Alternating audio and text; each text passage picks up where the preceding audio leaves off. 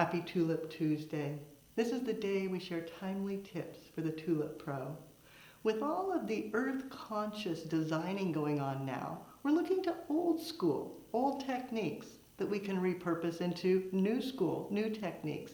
The taped grid is popular. To do it, I always use 1/4-inch clear tape. For the video, I'm going to use green. It'll show better on camera, but be sure you use clear. You don't want it to show.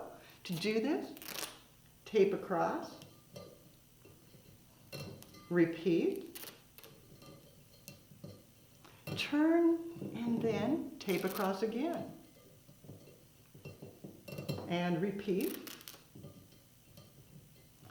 Lastly, to make sure that it doesn't come undone, you need to tape all the way around, right at the rim, going across the top, all those ends.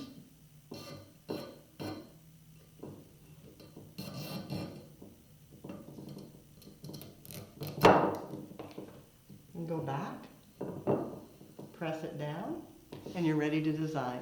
Now again, clear is the pro tape. That's what you want to use.